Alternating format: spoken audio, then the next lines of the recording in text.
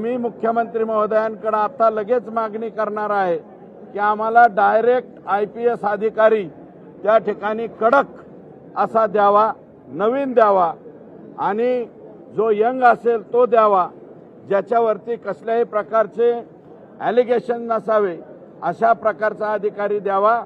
आणि हिंमत तर एवढी बीड जिल्ह्यामध्ये वाढलेली आहे, वाळूचा ट्रक पकडला महसूलनी आणि पोलीस स्टेशनला लावला, तो पोलीस स्टेशनवरून तो पळवून नेण्याची सुद्धा रात्रीच्याला इथपर्यंत हिमती गेलेले आहेत।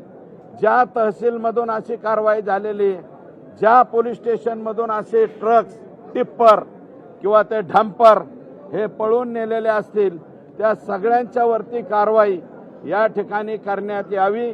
आणि मकोकोमध्ये म्हणजे मोका कायद्याच्या अंतर्गत हे सगळे लोक येणार आहेत। 302 मध्ये तर आलेच, परंतु मोकामध्ये सुद्धा यांच्यावरती कारवाई होणार आहे।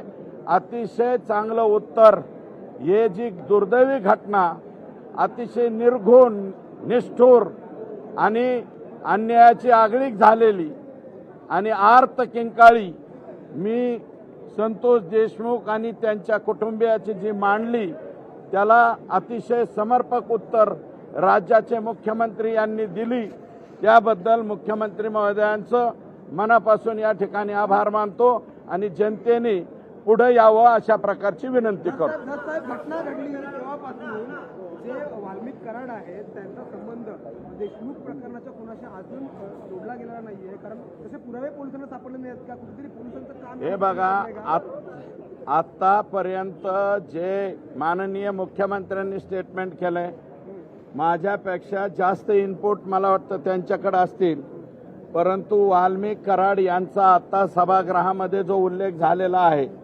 तो फक्त खंडणीपुरता झालेला आहे। आणि ही खंडणी का मागितली आणि हा खून का झाला याचा आता इन्व्हेस्टिगेशन चालू झाल्याच्या नंतर, लिंक जोडल्याच्या नंतर ते सुद्धा, आणि मुख्यमंत्र्यांनी तसं म्हटलंय की जर ह्या लिंकमध्ये ते जर आले तर ते 302 मध्ये सुद्धा येतील आणि मोकामध्ये सुद्धा येतील।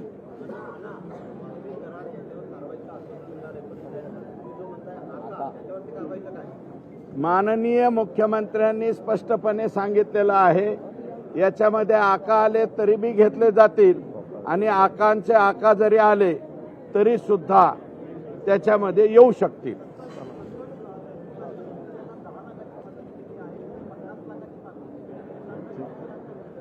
नाही, मी 50 लाखाची मागणी नव्हती केली।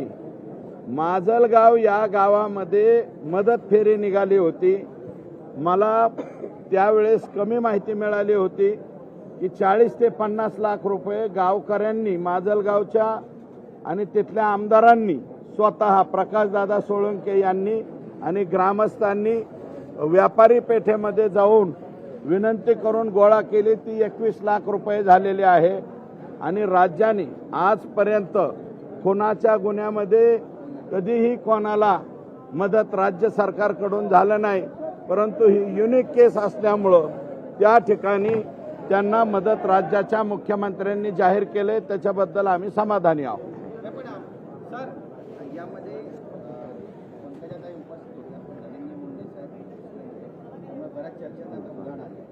नाही, ते का उपस्थित नाहीत मला माहित नाही, ते मला वाटतं ते आपण त्यांनाच विचारलेलं बरं राहील।